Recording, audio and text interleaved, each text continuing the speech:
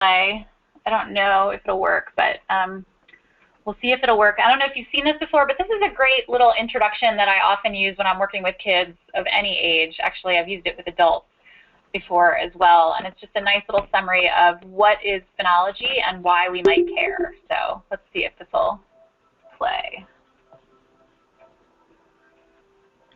Oops. Ah! You're doing so well. Maybe if I exit the show. Hang on a second. Maybe if I delete this.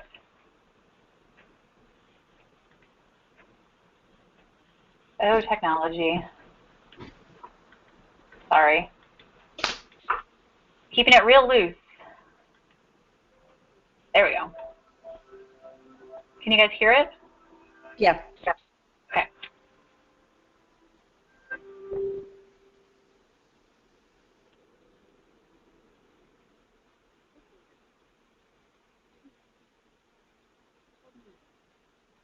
Likely, you looked at a tree or plant and noticed details about its leaves and assessed the qualities of sunlight streaming outside.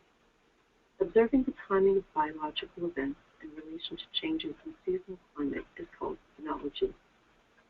When you notice the daffodil buds that look into the snow and think spring is on its way, you're using phenology. When you see leaves turn from green to red and watch migrating birds fly past and realize that summer is over, autumn is here, you're using phenology. Literally meaning the signs of appearance, phenology comes from the Greek word pheno, to show or appear, and logos, to study. Humans have relied on phenology since the time of hunters and gatherers. We've watched changes in seasons to know when to plant and harvest food, and when to track migrating animals. Scientists observe and document seasonal changes in nature and look for patterns in the timing of seasonal events. Timing of these natural signs has remained consistent until recently. Increasing global temperature is causing rhythms of nature to shift.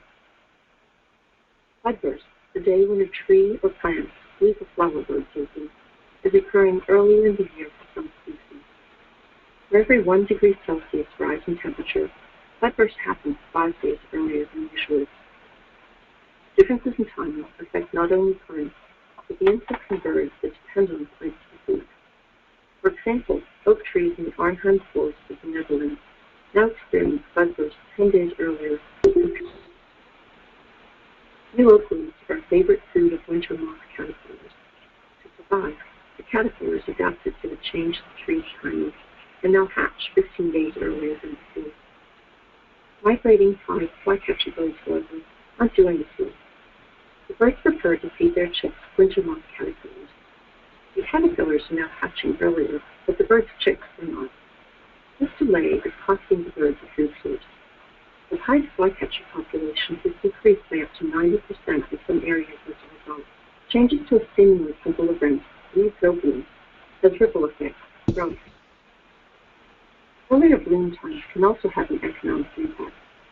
The same cherry blossoms in Washington, D.C. are blooming 5 days earlier than before. Since the cherry trees are blooming earlier, the blossoms also fade earlier, frustrating thousands of tourists who visit this cherry blossom festival.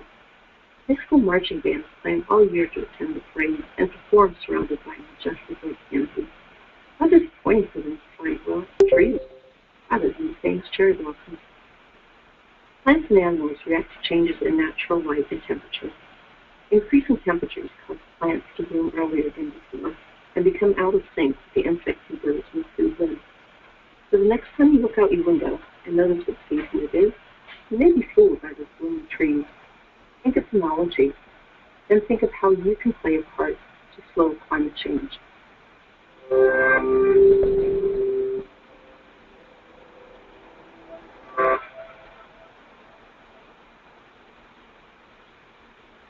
So there you have it. I like that video because it's real simple and short, and it kind of puts everything in context. A lot of times when I talk about phenology, people don't realize that they already know what phenology is. They've just never called it that. And for kids, I think that's really accessible, but I've used that video with adult audiences also just to kind of put everything into perspective.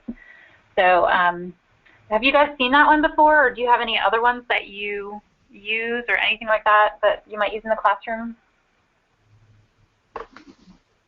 No, I haven't seen it before, but I really haven't done this before. Okay. I haven't seen it either. Will we have access to that? Yeah, it's actually one of those TED Ed talks. So Okay. I'll email it to you, and you guys can have my slides and everything. But yeah, for sure, there's that one. And there are a couple other ones that I often use. I just put together a summer program that could also be done, in a classroom that I'm working on the lesson plan for, and I've got links to all the videos in there that we've used that kind of really brings home the point of what is phenology and why do we care. And the one video that I have that I don't have linked in this particular PowerPoint, but it's from the Great Smoky Mountains National Park and their phenology research. I showed that to the kids after we'd gone out in the field and collected some observations, and it was really great because the kids watched it and then they said, oh, they're doing exactly what you just asked us to do. And I thought that was really kind of awesome that they picked up on that. Right. Because sometimes, you stand up there and you talk to your students and they don't really get what you're saying, or they don't put it into context. And I think using some of these other technology things are a great way to get kids really internalizing it and thinking about what that means. So anywho, so let's just do a quick overview. I put together some of these slides here that I take from my presentations that I do. And again, you guys are welcome to use this presentation or any of the other ones that I have on the website that I can send to you and share, and you can use all of it or some of it or none of it in classroom presentations. I have several that I do that are like an introduction to the unit for students. So you're welcome to pull that out and use it as you feel necessary. But here is a slide that I use when I talk about, what is phenology, and I define that it's really something that you're familiar with. So I often get kids to start telling stories about seasons or things that they recognize outside or what's their favorite time of year. Or I'll start with a series of photos from my favorite time of year, which includes like the spring wildflowers, and talk about how phenology is really just the reoccurring plant and animal life cycle stages that we're familiar with and their relationship to the environment. And then that's how we can use that to study how things are changing through time on the short term and then in the long term. And you can also, of course, incorporate your information about the difference between weather and climate when you're talking about all that, and have the kids, I think that it's great to take them outside and have them notice how things are changing where you are, periodically throughout the year, because even if they're not doing really detailed observations that are being submitted to something like Nature's Notebook, just getting them familiar with, what's happening outside where we are and noticing things that they might not already notice, I think is really critical to having them understand our ecosystem. So we call the life cycle events phenophases, and basically that's the observable events that you can see on plants and animals. So any type of animal, a mammal, a bird, a snake, an insect, or a plant. And the things that I have in the green boxes below that are the details about that organism that we can observe and record information on. And there are things that all the kids probably already know about. Even if they're kindergartners or first grade, they will certainly recognize a flower. And putting that, I think probably in the middle school context is where life cycles or something are part of the standards in most states. Maybe a little bit sooner, maybe fourth grade. So just thinking about it in that context. And then also thinking about animals, if you're observing any kind of animal behavior, especially if people are bird watchers or they go out on bird walks on the weekend, things that they're looking at, they're not just identifying and citing a particular bird or a particular species, but what is that species doing and how is it interacting with its environment? So in this particular example, if you're thinking about watching a kestrel, you're going to know if it's active when you're seeing it. You'll know if it's sitting on a nest. You'll know if there's young there. You'll know if there are eggs available. And so all of those things are important life cycle events that happen throughout time. And then, of course, we have our friends, the monarchs, which are really, really of interest these days because of the habitat loss that they're experiencing. And many groups have done monarch catching projects in their classroom where they have captured maybe some caterpillars and they rear them and then they release them. So putting that in the context of phenology and thinking about what time of year is this happening and what might happen in the wintertime if you're in a place where it gets really cold and you don't have these things. So just really kind of tying that into what's going on outside, I think is critical. And so the other thing that is related to phenology is, I don't know, does anybody do any of those meaningful watershed education experiences that are often funded by state environmental associations or organizations?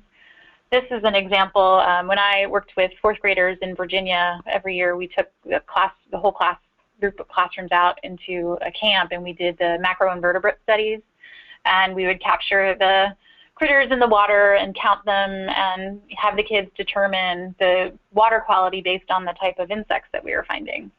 And what I didn't really think about at the time is that of course is phenology, because you're looking at the different life cycle stages of the insects and thinking about what they turn into, and you're counting them and cataloging them.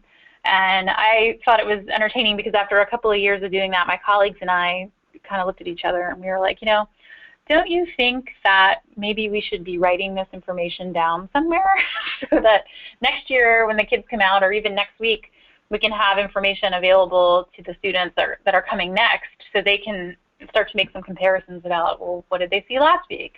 What did they see last year at this time? And we just never really got around to doing that because it was so crazy and hectic and we didn't think about it. But that would have been a great resource to have, that access to that information, even though the kids were only out there doing that station once for 20 minutes or 40 minutes, however long it was. They were really studying phenology in its environment, and we could have had a data set to work with too. So thinking about ways that you can just record observations that you're making outside with kids is a valuable experience, not just for the students that you're working with presently, but the students that will come next year, or the students that will, you know, come 5 years from now. Just having that information available, I think, is critical. And Suzanne says to everyone in the chat, she has several units on water quality here at Minnesota Valley Refuge. So they definitely do macroinvertebrate studies where they are. So, oh, was somebody going to say something? Sorry. No. All right. So that brings me to my organization. And if you're not familiar with the USA-NPN, we're funded by the U.S. Geological Survey, and we have several other partner organizations that we work with, like the Fish and Wildlife Service is one of them in the Wildlife Refuge System. But basically, our organization was created in 2007 to create a place where people that are collecting phenology observations could store their data, and they could do it in a standardized way. If you think about through time, many people have been making phenology observations, you know, in handwritten journals. If you think about back some of our familiar naturalists from hundreds of years ago, where they just keep journals about their property, Thoreau or Thomas Jefferson. And so the information is out there, but it's not really in a usable fashion. And the next step, of course, is to take the phenology data and start to recognize some trends in what's changing or what's staying the same, especially when you're thinking about something like climate change. Of course, you need a long data set, a long-term data set to begin to understand, you know, how are things changing and how are they responding to the environment. So the goal of our organization was to create the standardized database that could be used in many different types of research and decision making. So if people are land managers, they could use the local phenology data for their purposes and understanding how to better do what they're doing on their land.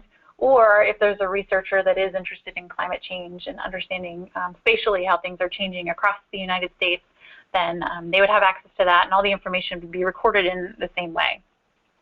So we wanted to make sure that that data was available to anybody that is interested in it as well. So people that put their information into the database can also get their information back out, and anyone else who's interested can look at the information that's in our database, of course. And then from an educational perspective, which is where I come in, I'm interested in having people of all ages and backgrounds being able to make phenology observations, because place-based education is really important to me. And I think that that's really how people start to synthesize, you know, what's going on outside and how is that changing and why is that important. And, you know, then once you understand what's happening in your local environment, I think it's easier for people to make the connection between something like that and a big, crazy concept like climate change. So that's really what our organization serves to do. And we do that through our citizen science program, which is called Nature's Notebook. And citizen science is a great way for organizations or schools or just people in their backyard to plug into the scientific process. There are thousands of citizen science projects out there, and there are different things that people are researching. And so you can find one that suits the needs of what you're trying to do. So depending on what your goals are and how you want to get students or people involved, there's probably a citizen science project or program out there for you. It's beneficial to the scientists because they have the ability to access so much more of a broad data set, whether it's even just at the regional level or the national level. One person obviously can't collect as many data points as many people can. So it's valuable to the researchers in that way. And I think it's valuable to the citizens because not only do they understand the scientific process, they can gain skills like observation skills that are really important to being present in our society, but they also learn about what the research is telling people. So a good citizen science program not only asks for information, but they'll return that information to the people that are collecting the data so that they can understand the full process of what they're participating in. So our program, here's the website. If you haven't seen that, you probably have if you registered for the webinar that we're currently doing. But Nature's Notebook is a standardized place where everyone can put in their phenology information. So it's our interface that acts between the National Phenology Database that we service and house, and that's where everyone puts their information, whether or not they're a scientist or someone in their backyard or someone in a classroom. Their data is being entered through Nature's Notebook. And that's where we track and store how these changes are happening phenologically through time. So record keeping, I think, is really an important skill to teach no matter what age you're talking about.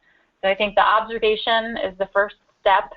Observation skills is really the first step to getting people interested in what's going on around them and being able to describe what they're seeing and talking about what they're seeing outside. But then writing it down, kind of like my meaningful watershed education experience, I think is the second most important part. Because without the record of that happening, then it's not as valuable to other people. It's not as valuable to researchers. It's not as valuable to us if we don't have written down information about what we saw before to understand how things might be changing.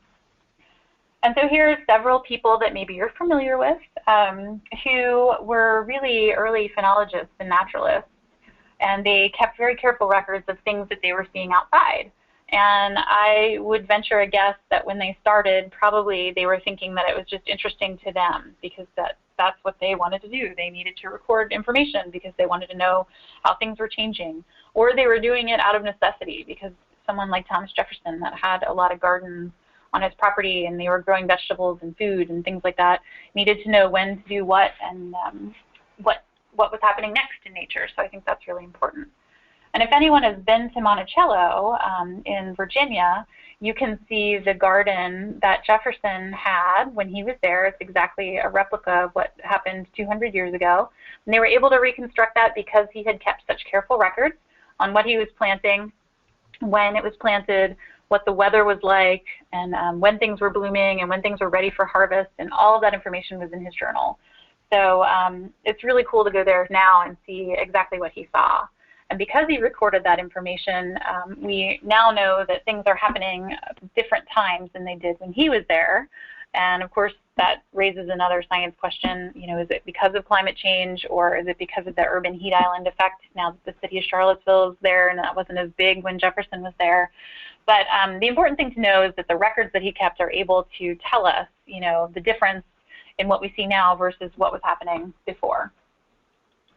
And so depending on how interested you are in keeping records and making observations and how detailed information you want to get into, there are a lot of different ways to capture this information. So you could do something very simple in your classroom. This series of photos that we have here of a red maple was one of our volunteers just took a picture of a tree in his backyard once a season. And so you can see, lining up the pictures in that way, exactly what that tree looks like through time. So you know when it's the winter time, and then you can also begin to notice the subtle differences in like the second, third, and fourth green trees. I think is really interesting because if you're just kind of outside looking around and you're going about your day-to-day business, you might not notice that the green in the leaves is different until you line them up together. So you could see in the early spring, the leaves are a little bit lighter, and then during the summer, they get a little bit darker. And then as we head towards fall and the leaves start to senesce, they have a little bit of a red tinge to them. And so using something like this is just really easy to keep a record of what you saw during the year, compare it from year to year.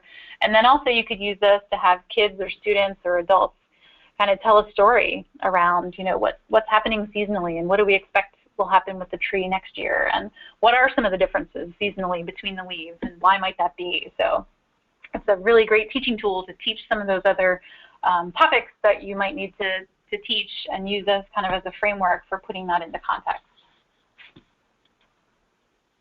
So what content and skills might phenology teach? I'm going to stop talking for a second and have you guys chime in a little bit. What do you think? So what are some of the content and skills that phenology might teach?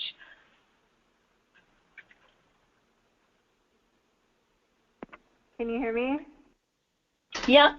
Okay, I put you on my speakerphone, so I started holding my phone up. I think that one of the skills could be just, like you were alluding to earlier, is just how to do accurate data collecting and making observations, which, as we know, is closely related to the new NGSS standards. So I think just teaching kids how to observe and collect evidence, and then perhaps, based on that evidence, making predictions for the future. For example, how will this coyote brush bloom change next year if it's 5 degrees warmer, things like that. So it's a good way to record data and then make observations and make predictions based on the data. Yeah, that's great. Perfect. Anyone else?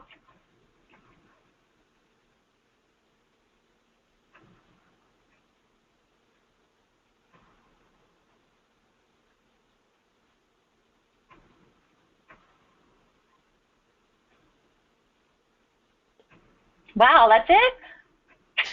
Oh, Suzanne says, how about analyzing data sets? Yes, definitely.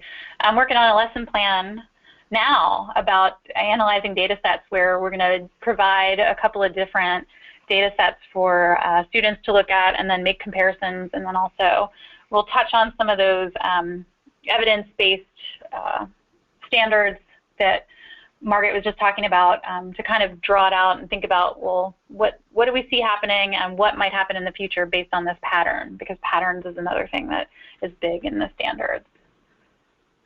So observation, recording accurate observations, writing them down, describing things, I think, is important. Analyzing data sets, looking at connections between organisms in the ecosystem, Suzanne says, yes, definitely. So thinking about things at the ecosystem level, I think, is really important. And Nature's Notebook is set up for that specific thing, where you could collect observations on more than one organism and then overlay the observations with each other to see the timing of the events through the seasons. Good. Okay. So I just wanted to point out that I do have on the website some of the links to the NGSS standards available. The lesson plans that I have created all are linked to some of the standards that are the new ones. I'm working with the NGSS standards because we have a national audience, and there's only one of me, and I don't have time to write standards for 50 states.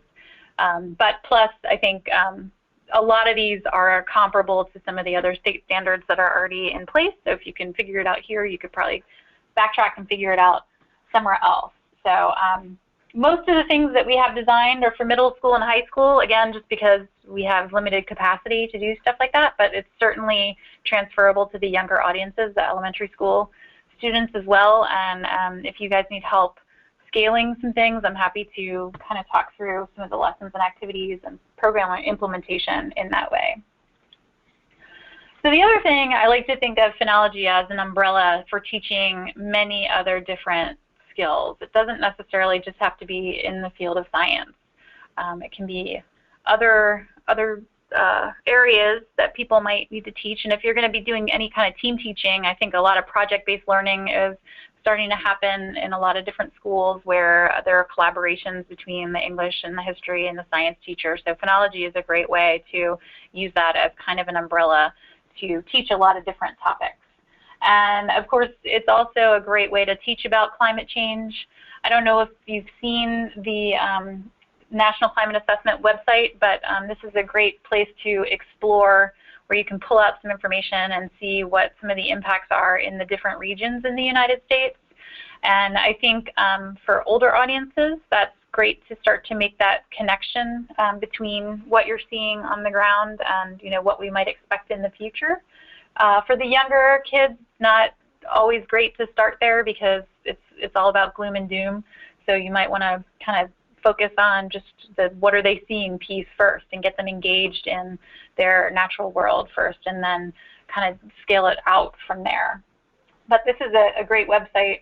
I can send you the link to that. It's on there on the slide as well, and I encourage you to explore it because there's a lot of good information in the report. So phenology can definitely teach things in some of these other subjects that I have listed here. Can you guys think of any examples of how phenology might be applied in one of these other subject areas?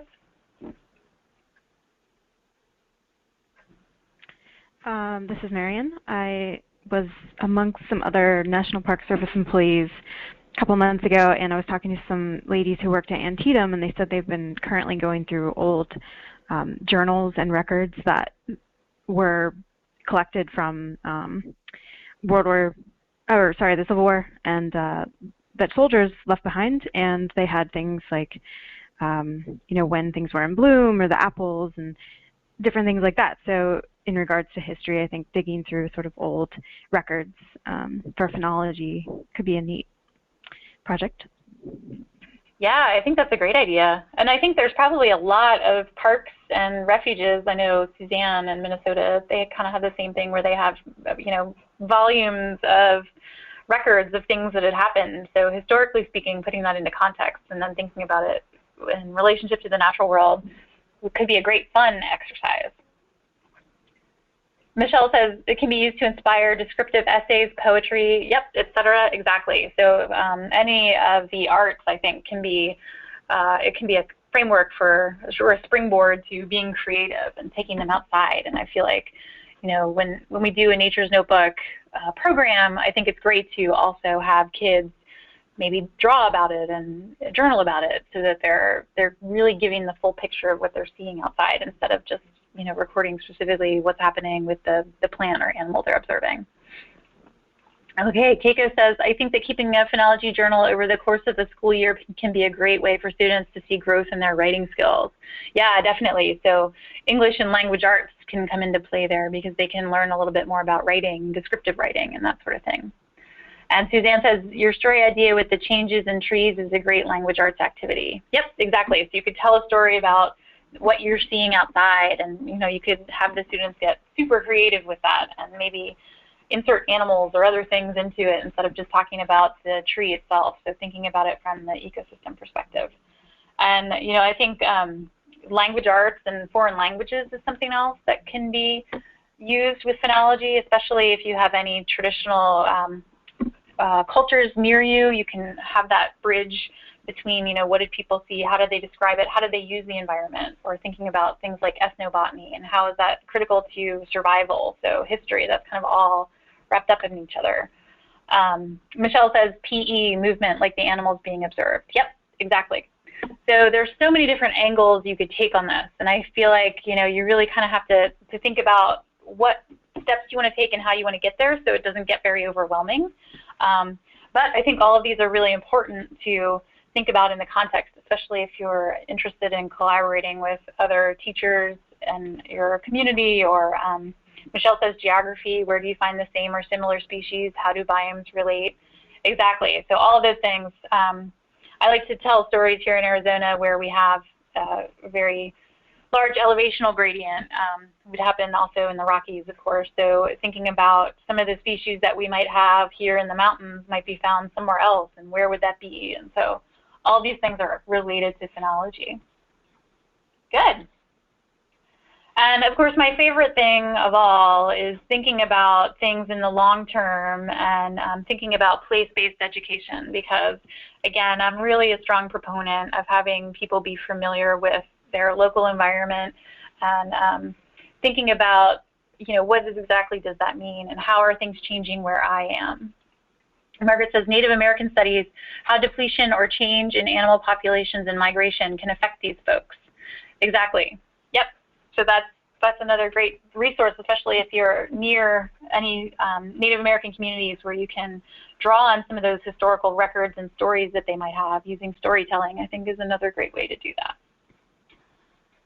So, okay. I think the next thing I was going to do is show you all the websites. So does that feel like a good next step for right now? Sure. Okay. Let's see. And I don't know how familiar you guys are with it, so if you're super familiar with it and you're tired of me clicking through, then just let me know. But can you guys see that on the screen, the website? Does that look good? Or you've seen my spreadsheet with your name? There you go. How's that? Oh, okay. Now I see it. Yep. Okay. Let me make it a little bit bigger. Okay. So we have two websites, actually. So we have the USA-NPN home page, which is this one. And this has all of the details about our network. So it's got information about how to be a partner. I have my education materials here on the website. So that's where the curriculum is, and I'll show you that in a couple minutes. This is where your data can be downloaded from here. We have information about phenology research and our publications and other publications written for the scientific field, so that is all here. And then we have a news and events tab. So this is kind of the home base for the NPN. And then we have our separate website for Nature's Notebook. So everything that's related to Nature's Notebook programming is going to be on this tab here. So was everybody able to sign up for Nature's Notebook? Does everybody have an account? Yes. Not okay. Yes. I won't yell at you if you haven't. It's okay. So what you'll do if you haven't signed in is you can click to become an observer here, and this just takes you through steps to do that. If you're a new observer, you can set up your own information, or this is where we also have our partner groups. So if you would like to join one of the partner groups that we've got going out there, and maybe your school will become a partner group in the future if it's not already, this is where people will find that. So during the initial registration process, they can pick one of these places to participate. And we actually have probably over 200 partner groups now that are using this in that way. And so I can describe that to you in a little bit more detail in a minute.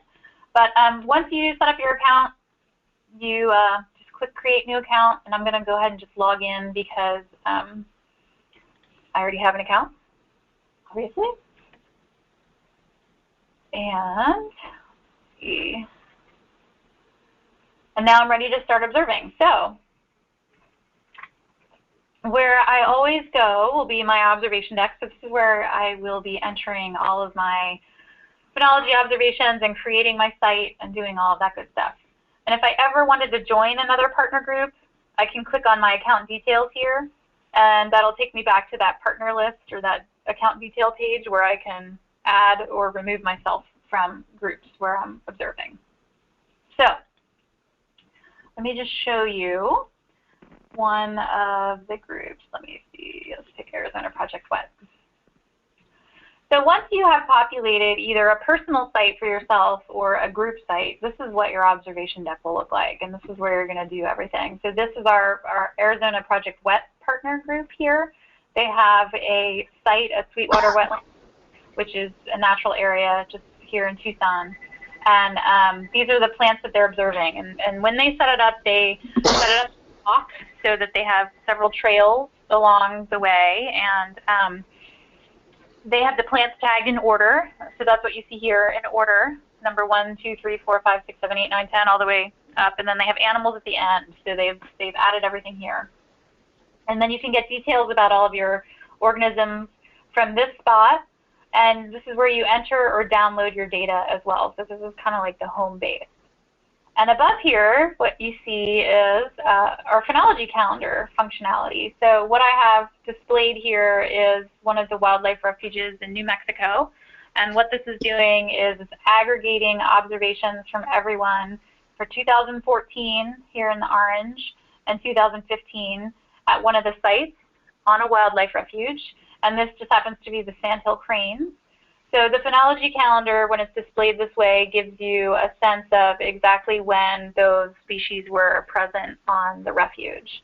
So anytime you see an orange colored hashtag, that indicates that somebody said yes, or a group of people said yes, we're seeing the sandhill cranes there. And the space in between where it's blank is where people were saying no. And so I don't know if you can see it, it's really thin, but there's one spot here where somebody had said yes to seeing sandhill cranes sometime in March. Same thing here in 2015 at this place. There were a couple of times where they saw a few sandhill cranes, but there was a break in when they were there. So that's the kind of nice thing about the visualization tool on this Phenology Calendar is you can kind of see exactly when things are happening and where. And you can make comparisons between each other. You guys with me so far? Yep. Okay. Yep. So let's see, let me go to my personal site and I'll show you. This is what it would look like. These are all the personal sites that I've set up for myself. And this is where you would go to either add a new site. I'm going to click on that and I can edit the site that I've got here at the Continental School. Or if I wanted to create a new site for myself, I would add a new personal site. And then that just lets you add the details. If you're going to create a site for your school, and you're just going to be the only person observing there, then this is where you would do that. You can enter the address and it'll automatically geolocate it. And we have other information here about the site itself and about the plants and animals that you can add. You don't have to add it, it's optional. And you can always go back and edit these details if you don't want to do it initially when you're setting stuff up. You can go back and change that. So that just tells us a little bit more about the site and its characteristics. And then this is where you would add the plants and animals. So if I wanted to add a plant or an animal to the site at the Continental School, this is the screen I get when I want to add them. So I can add a new plant. And then if you just start typing, you can go through and it gives you the list of all of those species. You can do it by common name or you can do it by scientific name. Either way, it'll search it and find it. And then it automatically will add, let's see if I can get it. It'll automatically create a nickname for you. So if you remember a minute ago when I showed you Arizona Project Wet site, they actually changed this to something that makes sense for them on the ground. So they had number 1, Saguaro, number 2, Saguaro. So that's entirely up to you how you want to do it. Sometimes groups will use a scientific name because that's something important that they're teaching kids about. And so that's maybe what they would put on the tag in the field. So that's what the kids are looking for. They know what to look for. And again, there's details about the plant that you can add. You can edit that at any time. You don't have to do it initially. Or if you don't know, putting unknown is perfectly fine.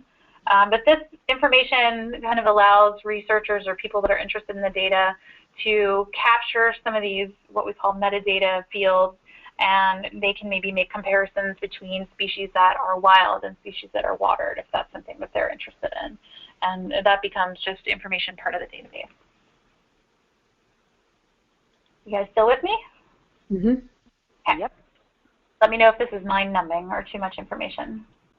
Same thing with adding the animals. So if you click on Add an Animal, you get our full list of animals. We have about 300 animal species in here now. And you just click on it and add it to the checklist. So you can see in this particular site, these are the animals that I've got that I'm observing. You can also reorder them. So if you wanted to put them in a particular order, if you click on that button on the bottom, it lets you just move these up or down. And then you say Submit, and it'll save it. And then when you go back to your observation deck, you'll see them in a different order here. The other thing that people often ask us is, can you delete a plant? And you definitely can. So if you go and you decide that either this plant is not something you want to observe anymore, or if it's dead and it's no longer observable, then we have an option to delete it. If it is dead and you don't want to observe it anymore, you would check that.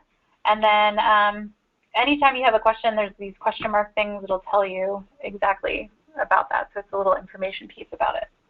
And if you do delete something from your observation deck, it'll delete it from your list, but it won't delete it from the database. So any data that you've entered up until that time will remain part of the data set. But then moving forward, you won't need to worry about that anymore. It won't be in the list anymore. And so it would be removed from this list. You wouldn't see it anymore when you go back to your observation deck or when you print out your field data sheets. So the next thing that I'll show you, if you click on Print Out Field Data Sheets, there are several different ways you can print them out. So if you wanted to have a day-by-day list, which means those 5 or 6 species that I had listed there in order, if I click on day by day, what it's going to do is put one of each for that day. So I could just take that out during the day and make my observations on here, and then that would be what I had for that day. The other way to do it is if you want to have it species by species, it puts one individual on a sheet with multiple days.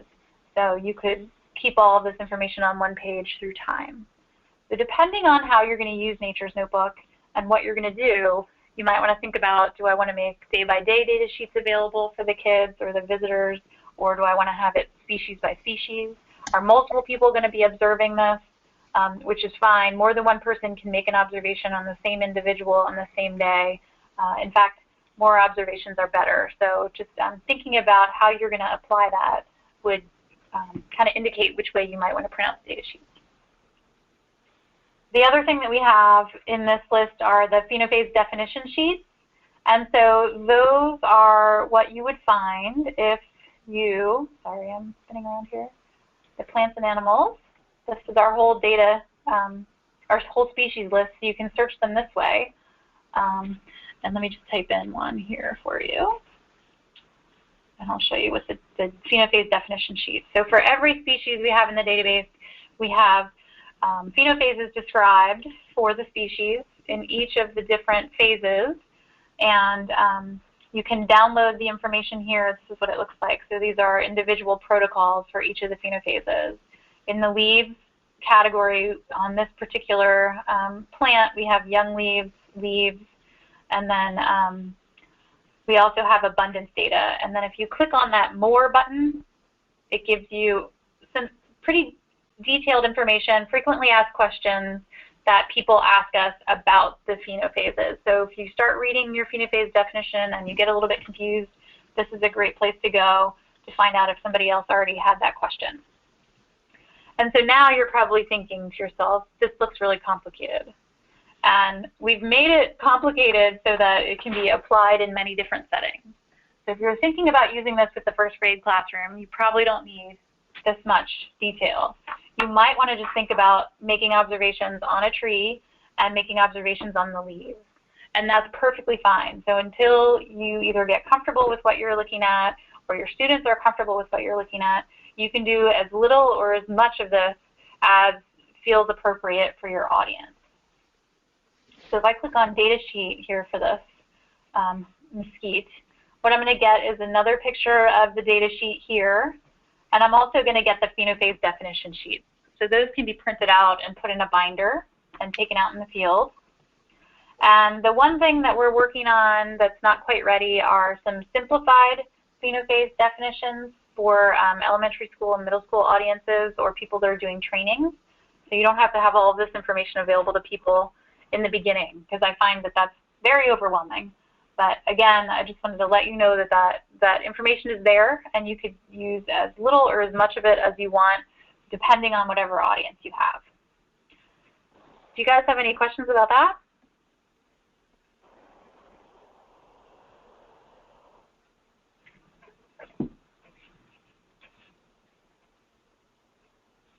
Okay. So, Suzanne says, when do you expect to have the simpler versions available? My answer to that is as soon as I can finish editing it. So it's in my court, and hopefully I would say within the next month or two, hey, it'll be available, and I'll send an email out and let people know when that's ready, and we'll have instructions on how to use them. And I think people are also interested in making some permanent signs for certain locations. Maybe you have something to put in some signs at your school. That would be another thing that you might consider using on the sign, so you don't have the full phenophase definition there. It's a little bit more abbreviated and simpler to understand. Okay. Any other questions?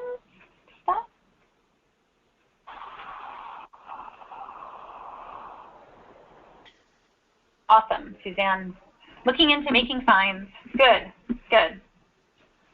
So what I just clicked on is entering observations. And what I want to do is give you a quick overview of what the observations look like when you're entering them. So the paper data sheets look just like the online interface. The other thing that I'll point out is we do have mobile apps for both the iPhone and the Android. Our iPhone app is being updated as we speak because we had some bugs with it, but I think we fixed it. So what you might want to think about is, again, how you're going to apply this and whether or not you have access to iPads or phones or iPods with the students, and maybe you want to skip the paper data sheet step because it's a little bit more cumbersome. And kids, I think, can get into the technology in the field pretty easily, obviously. I've done a number of different programs where I have the kids entering observations in Nature's Notebook, but I also have them taking pictures of things that they're seeing. And then, you know, you can upload the photos to Google or Flickr or whatever, and you have kind of a catalog of the pictures as well as the data in the database. And what I will say is I think it's important for people to have the experience of making these observations and being able to read the phenophase definitions, going through that observation skill and the detail, attention to details where they're making the observations. But then if you are going to participate in a citizen science program like this, I think it's equally as important to make sure the data actually winds up in the database. For people that are interested in it, whether or not that's you or somebody else, you want to make sure you're going through that extra step. And the other thing that people ask me a lot of times is, well, what if we're entering the wrong thing? Or are people going to really want to use our data because it's citizen science data?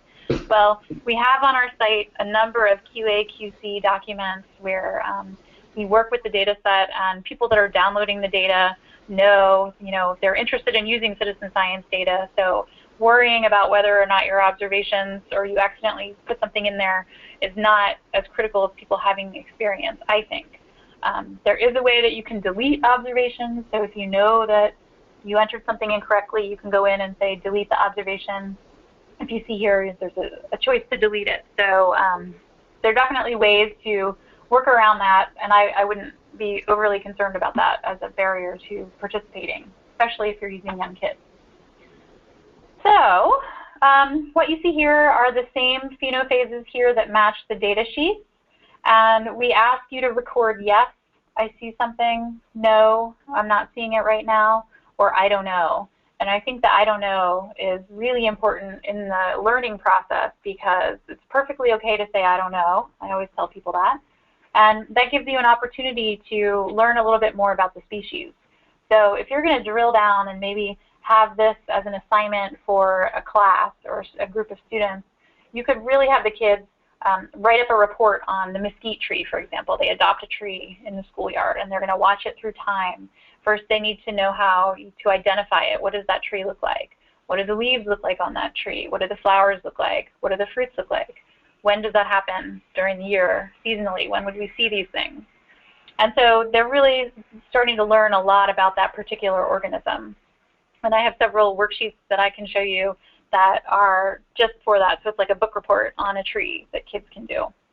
And the yes and the no is important because our scientists that are using the data want to know if there is a yes that's appearing after there was a no, because that indicates to them that somebody is watching that plant through time or watching that animal through time and they didn't see anything happening, and then all of a sudden they saw something happening.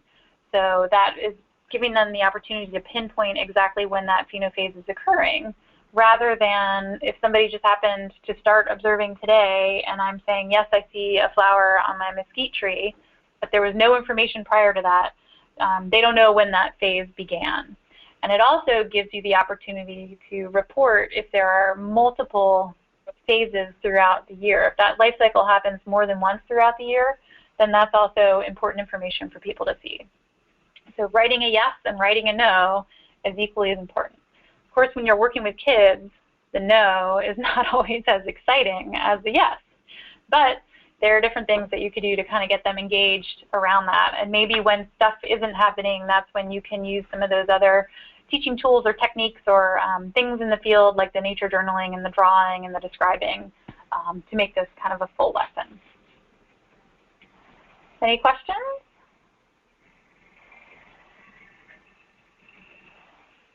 Okay, the other thing I want to show you, we could spend all day talking about this, is this Start a Local project page. So this is where you know you're ready to do this, you want to set up a site at your school, maybe you want to have all the kids entering observations on their own. So that's where we would set up this shared site. And so some of those things that I showed you before, some of those groups, the partner groups, they have shared sites. Is that somebody beeping or having a question? No. Okay.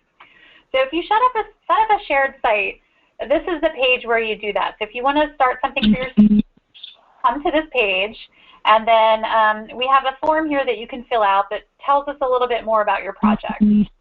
So what do you want to do with your project? What are you hoping to get out of it? Who's going to be participating? What would you like to call it? Do you want to link a website to our partners page? All that information gives us the details about the partner so that we can set it up. And then once you submit that, we'll send you an email and we'll maybe ask you a couple more questions and we can get you going. But that's where you're going to set up your school site if you want to.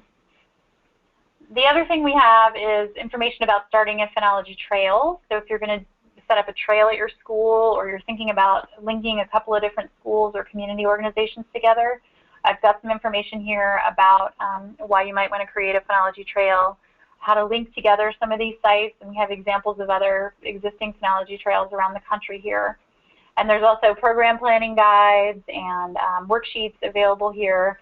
We have templates if you are going to make signs. So Suzanne, when you get to that point and you're ready to do that, you can download one of our templates that's an editable Word document and just plug in your information, put your pictures of your species in there, and then use those to print out and send to the printer to make the signs.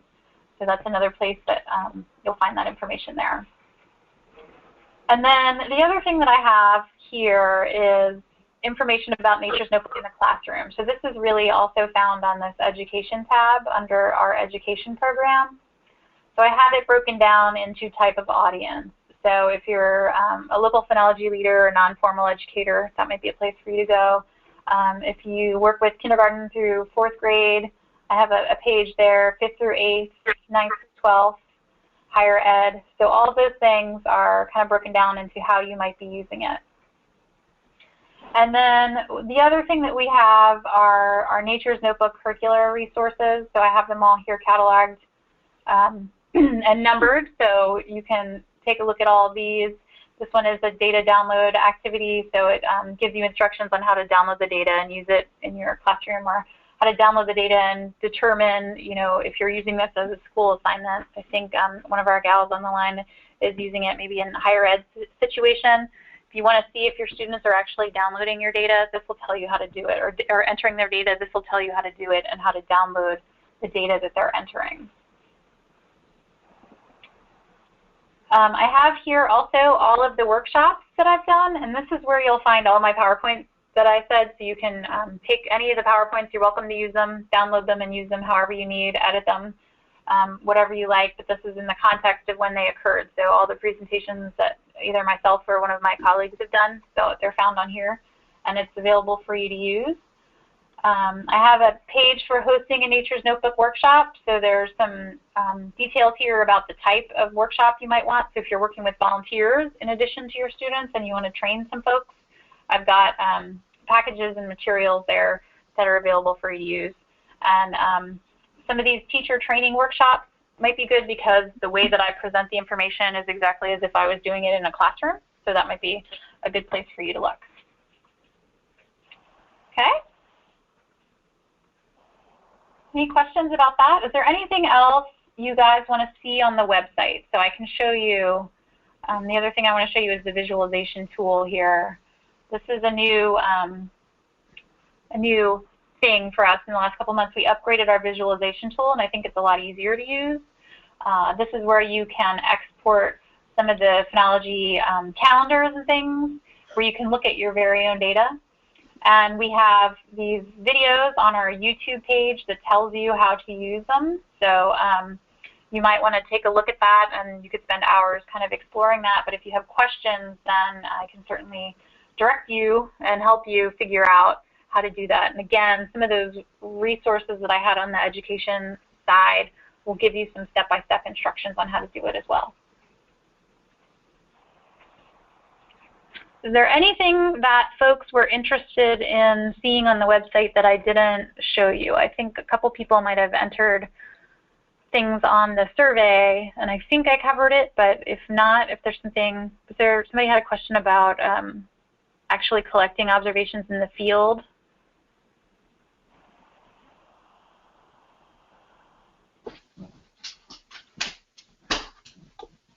Yeah, I think if it was my question, yeah, I think it's covered. Okay, good. You talked about the app. I think that's great. My kids will have Chromebooks this year. Oh, good. We can take them out into the field. Great. So, and the other thing is, depending on how you're going to do that, I found either the students can have their own individual accounts for Nature's Notebook and then enter the data that way, or if all the students don't have access to a pad and maybe you have a group of 5 kids sharing a notebook or something like that, you can create classroom accounts in order. So, you know, group 1, group 2, group 3, group 4, create it that way in Nature's Notebook with a corresponding kind of like a dummy Google account, because that's another problem that I think people have, is that students don't necessarily have an email account, and they can share that, and then they're all kind of using that one account to upload the information. Suzanne wants to know if anyone has had challenges with using the technology outside with limited Wi-Fi. I think for the most part it works pretty well, because both of the apps on the iPhone and the Android are designed to store the data locally on the device if they're not in service. And then when you come into service, it'll upload the data. So what you need to do is make sure that it's syncing when you come back into service, and then that way your data is going into the database. And I would double check it on the data side where I showed you from your observation deck, where you can download your observations. You can look to see that it made it in there. So that's what I would recommend doing. I don't think, we haven't had too many reports of people saying that it's not working, as long as you're making sure it syncs. Did somebody else have a comment or a question about that?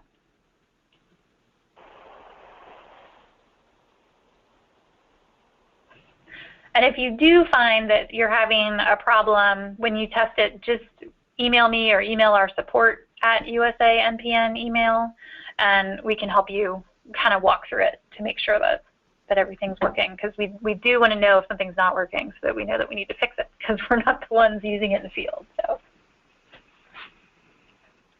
good. Okay, so why don't we go back? I have a couple more slides here, and I'm cognizant of the time. I think we'll just take another couple minutes to go through some of these things that I have, but I want to make sure that you guys have time to kind of chat and talk and do all that good stuff too. So let me go back to where I was. Oops. What did I just click on? I probably shouldn't have started it here, but so be it.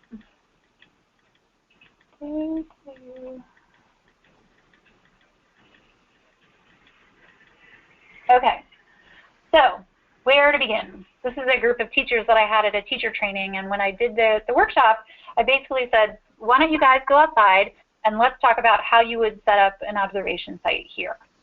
And so what we did was we talked about how there's really not a right way or a wrong way to do Nature's Notebook. It really depends on your particular situation. So there are some general guidelines that I'll show you in a minute, but you know, I can't tell you specifically this is how you should do it. I would say as long as you're making accurate observations and as long as they're winding up in Nature's Notebook, that satisfies the science part. And you know, as long as you're really engaging people in a way that makes sense for either your classroom or your non-formal education setting, and it plugs into some of your other goals, some of your other education goals and outreach goals and standards that you need to reach, I think you're pretty much hitting the mark. And so what you really need to do is kind of think about, you know, where do I want to go? We talked about a lot of different ways that phenology can be applied in an educational setting. But thinking about a plan, I think, is really helpful. Thinking about, are there other teachers that are going to be using this? Who's going to be visiting my site?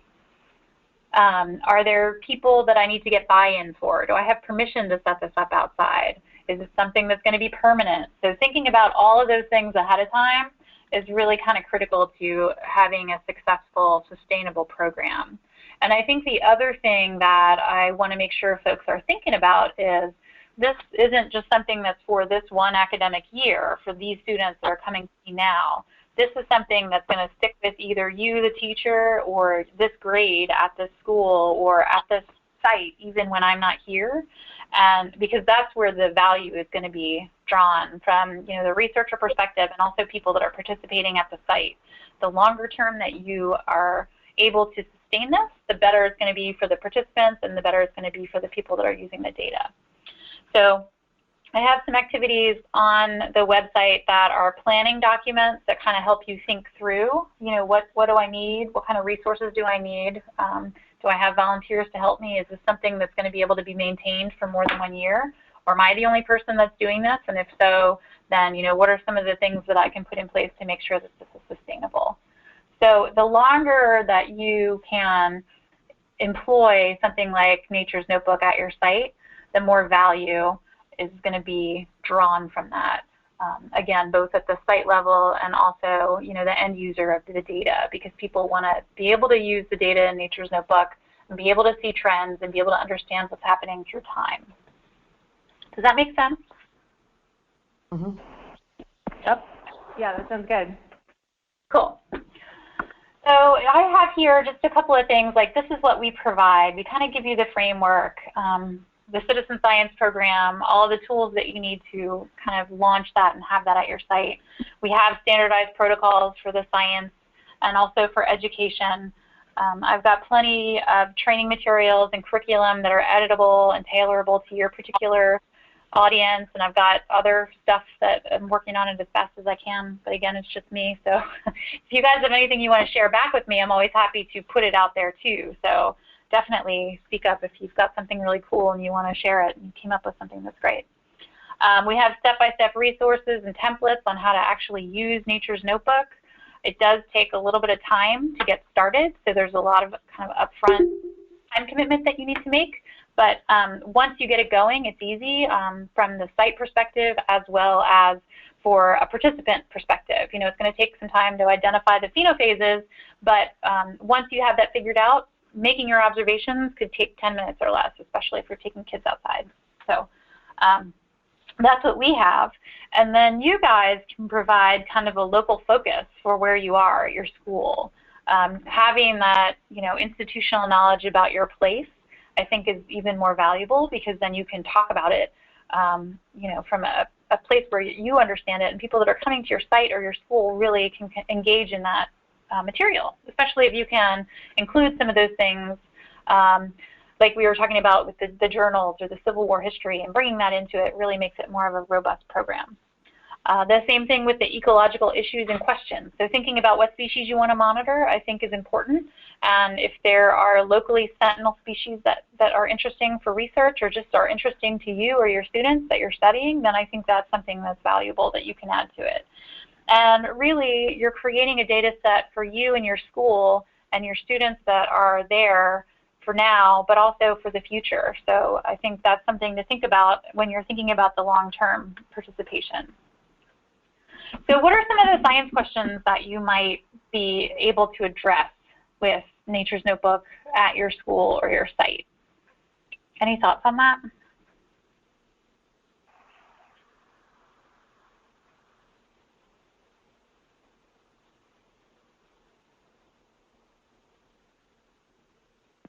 Well, I think I'm going to go back to what I said earlier, which is I think one good question could be, what do you notice? And then based on the evidence that you've collected today, what kind of predictions might you have for how things could change, say, in the next cycle? So if you're observing in the fall, like we do here at Pepperwood, then what do you think might be different when you guys come back here in the spring? So, you know, making a prediction based on the evidence that you collected. Yep, that's great. Does anybody have any particular species that are, you know, charismatic or really kind of locally exciting that they might be using? Anything like that? Suzanne says, when are monarch arriving? When are they leaving? What plants are they using most often? Yep. So, you know, focusing on just a couple of species, like the nectaring plants, the milkweed, and the monarchs, and really using that as kind of your centerpiece for observation, I think is good, instead of having, you know, a lot of different species that people are observing. Michelle says probably look at saguaro blooms and white-winged doves. Yep, I think that's great, and that's something here in the Southwest, especially in Phoenix and Tucson, where we all kind of wait around for those saguaro blossoms and the white-winged doves to pollinate them, and then the fruit. And, you know, that plugs right into ethnobotany, because those are things that have been traditionally harvested. So that kind of gives you a lot to work with there. One thing that we often get asked is, how often should people be observing? And our guideline is usually, you know, make observations once a week if you can. If you've got a couple of groups of people, students or volunteers, you know, everybody doesn't need to go out every single time and make every single observation. So a lot of the groups that have volunteers will come up with a schedule so that, you know, one person is really only going maybe once a month to look at it. And I think that's a lot more valuable for an adult audience than it would be for a youth audience. But again, just depending on how you're going to be engaging people, I think that's something to think about. And if you can't make it outside once a week with your students, or maybe you can do it more regularly than that, that's totally fine. So that's just kind of a general guideline. And I have active and passive written up there, meaning, you know, is this going to be something that you're really going to be using in programming? So you're really going to take the kids outside, you're really going to do stuff with them while they're there? Or is it something that's going to be more passive, where you might just have some interpretive science that people are going to be walking themselves through on their own? So thinking about those things ahead of time, I think, is really useful. So let me just give you some tips on setting up a monitoring site. So these are some things that people often ask us. So when you're creating a physical site outside, you want to make sure that it's something that's accessible to you and your students. So you don't want people kind of tromping through the woods, obviously, especially if you're working with kids. You want to make sure it's a safe place for them, and it's accessible to them. So, you know, they're allowed to be there is another thing. You want to make sure that you have permission to do that. Make sure you have permission to actually tag the plants. When you tag the plants, you can use something very simple and free, basically, like a piece of masking tape, a piece of forestry tape, a little plant tag. We order them from forestry supplies. They're like $5 for 1,000 of them, so something like that is really easy. Something that you know you're going to be able to see and return to on a regular basis. And you want your physical site to be easy to use. So if you're thinking about people that might have special needs, you want to make sure that that is something that's incorporated in your plan. And then again, selecting species. You want to make sure that there are species that are available on our list. So we do have a number of species now, and there's a way that you can request that we add species. Now that we have protocols for many of the different functional types of plants and animals, it's easier to add them. And we do add species once a year in the fall, and they're released in the spring. But I would say starting small and starting with a few species is probably better than starting with a whole bunch. And if you're doing something along a trail, picking maybe, I don't know, 3 to 5 different species and 10 individuals is good. And not everybody needs to observe every individual plant. So again, thinking about that ahead of time is something that would be useful, thinking about how this is going to be implemented. We have a number of campaign species which get extra attention because scientists and researchers are interested in answering particular questions related to them. So those can be found on our website, and there are things like the maple, oak, and poplar, or the lilacs that we have, or the dogwoods. And the other thing that that will get you is some really specific information sent out periodically during the year about what the data are telling us. So the folks that are using those for research will periodically look at the data, and then they'll send information out to all the people that are observing those species and give you some details about what they're seeing. And the other thing to think about is, again, whether or not the species is locally interesting. Is there something that you can add because it's going to be telling a story about your particular location? So for example, I have this thing where I feel like people should definitely know at least 10 of their native plant species just because they see them all the time. And it's incredibly amazing to me that people see trees over and over again on their commute to work and they don't know what they are. So these are some of the ones that we observe here in Tucson because they're frequently occurring. They're native. They might not be native, but they're frequently occurring also, and they're just things that should be very familiar and recognizable to people that are here in the Southwest. So thinking about what some of those things might be for you would be also a good teaching tool to get people connected with their natural world. So you do want to make sure that you're able to return to your site regularly.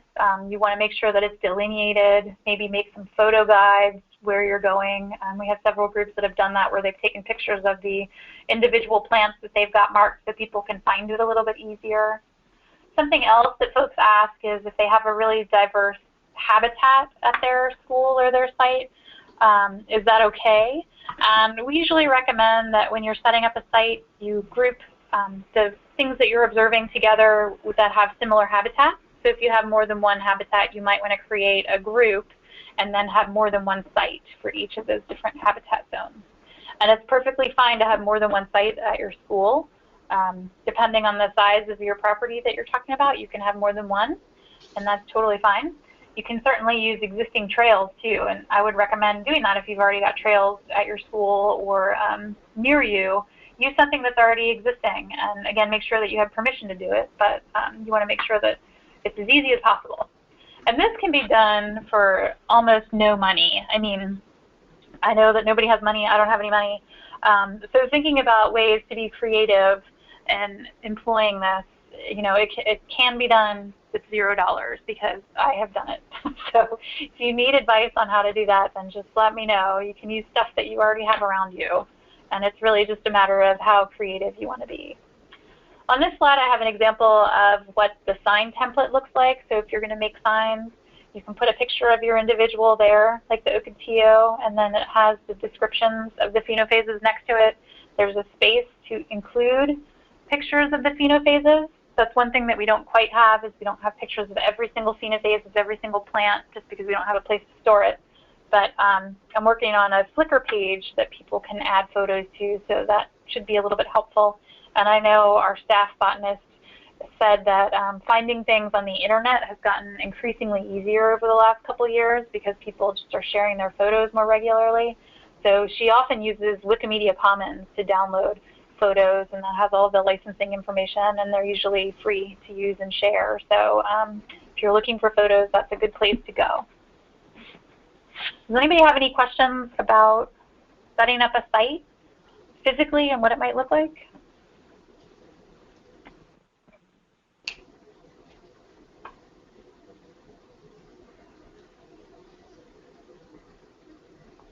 Yeah. Okay. So we already talked a little bit about creating accounts in Nature's Notebook. And the one other thing that I do want to elaborate on a little bit is if you create a group site for your school, you can have multiple people join the group and submit their own observations. I think I made that. I think I might have mentioned that. And you can also manage your users in your group. So you can make people admins so they're able to add plants. If they're not an admin, they can't really edit or move the plants around in there, which is useful, especially if you're talking about a class with a group of students that are maybe college age and they like to mess around. So that's something that's available to you. Again, you can download the observations by person, so you can see if your students are entering the observations and how frequently they're doing it. And you can remove people from your group. So if people have joined your group and you don't want them in there, you can remove them from there as well. So if you're interested in setting up a shared site, we can talk a little bit more about that separately if you have questions. So let's see, we just have about another 5 minutes left. One thing I wanted to make sure that I pointed out is that the groups that we have that have set up Phenology Trails are really actually pretty cool, because it's actually a great way in a community to have different organizations and schools partner on a particular project.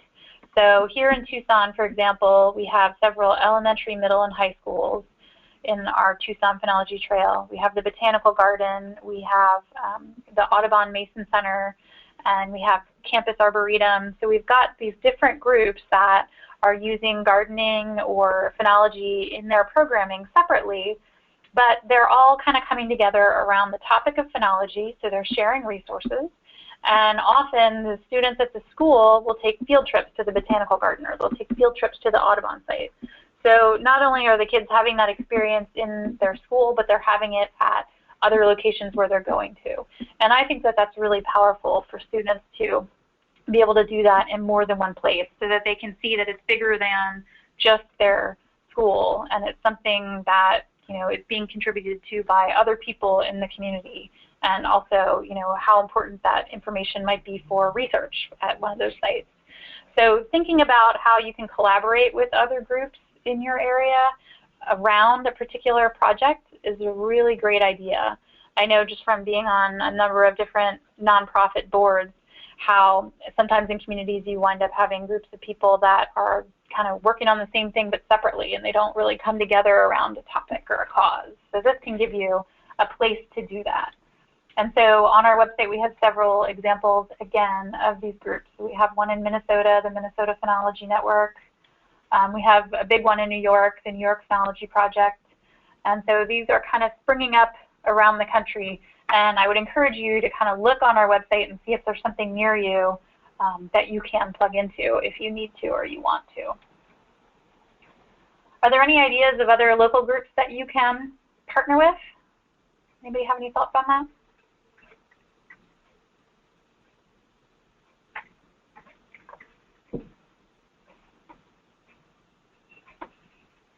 Many of those groups also have a phenology science question that they're answering too, so that's a good thing. Margaret says she's to leave. Bye, Margaret. Thanks for joining us. So all of those things kind of lead to sustainability, and if you have more than one organization helping you out, then the chances of your project being sustainable are probably greater. Suzanne says city parks might also be a good connect. Yep, that's true. We have our Parks and Rec department plugged into us as well, and I think that's a good place because all of those people are using those resources. So how will you know if you'll be successful? Anybody have any thoughts on that?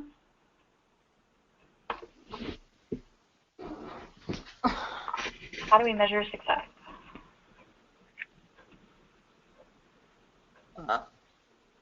I think if the students are interested in what's going on and they start asking their own questions, that's kind of a measure of success. Uh-huh. My ultimate goal is to get them out there observing and to come up with a question that they think they can answer and kind of do their own thing. I don't know how that would work out in the beginning, but I'm kind of flexible and I want to try and get them out there. Kids don't get out in nature very much anymore. So I think then if we can sustain this and I can then get other teachers involved, that's another measure of success for me. Yeah, that's great. So engaging other teachers, getting them involved, and having the students really asking questions about what they're seeing, I think are great indicators of success.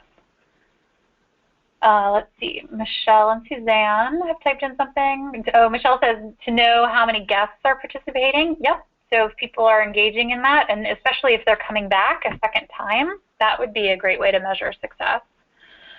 People are using the trail and submitting data. Yep, so seeing if there's actually data that's coming in. If they're not like in a class specifically, then that would be a good measure of that. Michelle says she loves the idea that kids will create their own questions. Yeah, I do too. I think that's really kind of a critical piece, to have kids or even the adults come up with questions of their own to figure out are they really thinking about this? Are they really processing it? And, like I said, when I had that group and the kids, I showed them the video and they said, wait, they're doing what we did. I mean, that's so indicative of people just really processing that. Good.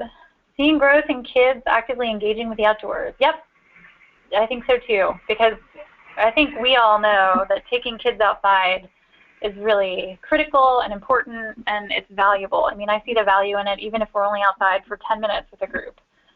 They run around and they see things and they point it out and they're excited to be there. So I think the message that I want to leave you guys with is on the screen. So I want you to go outside, collect data, and have fun.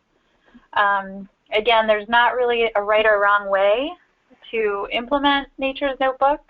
There's some protocols and guidelines that we have that are necessary, but outside of that, really, as creative as you can be is what is going to make this thing fly. So the one thing that I hope is that people go out there and then they share back with me what they're doing and they give us feedback, because sometimes we feel like we're operating kind of in a silo. We don't get a lot of feedback unless something's not working. But we want to hear some of the success stories too. So if you're seeing success and you come up with great ideas and activities, share them with us and we'll share them with the rest of the educators out there, because I think it's important.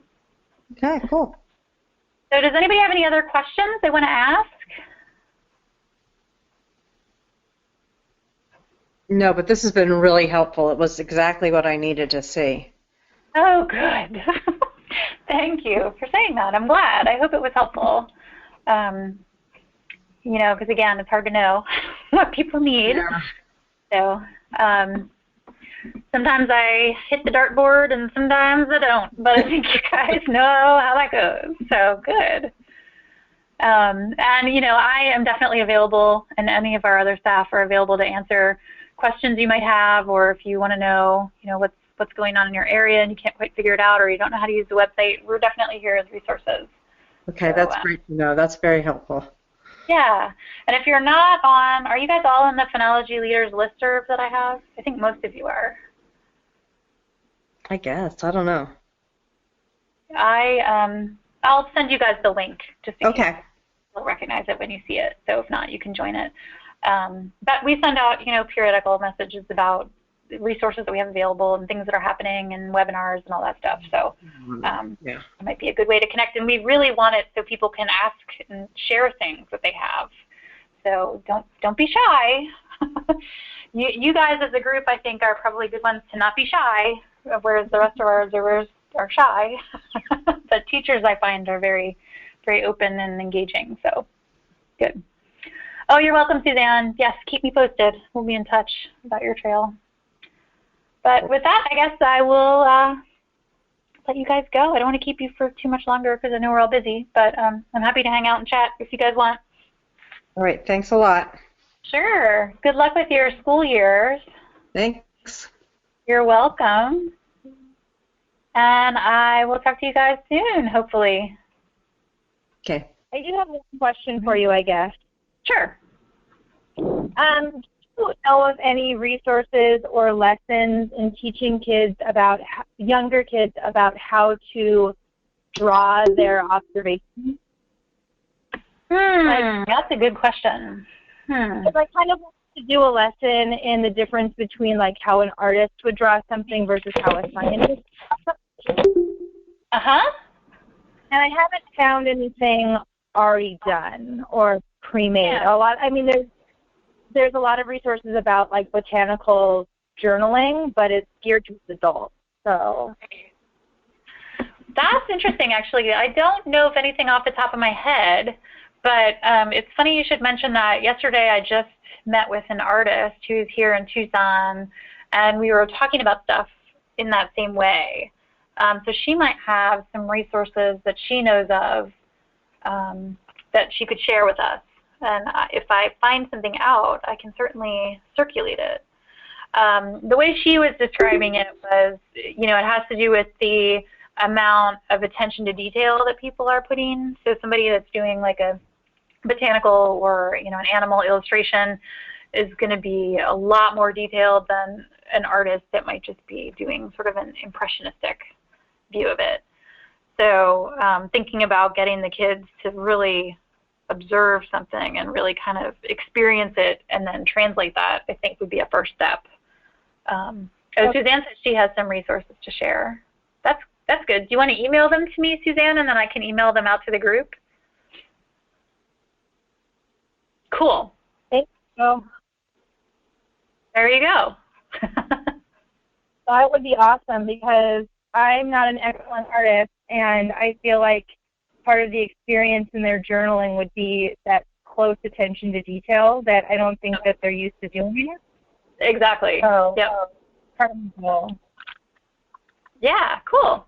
Yeah, I'm excited to see what that is too. So there we go.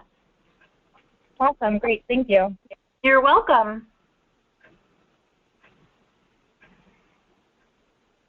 I don't think I have any other questions for you. Thank you for a great webinar. Sure, you're welcome. Thanks for participating. And if you think of something or you need help getting started, then definitely shoot me an email. Great. Thank you. You're welcome. Bye. Sounds good, Suzanne.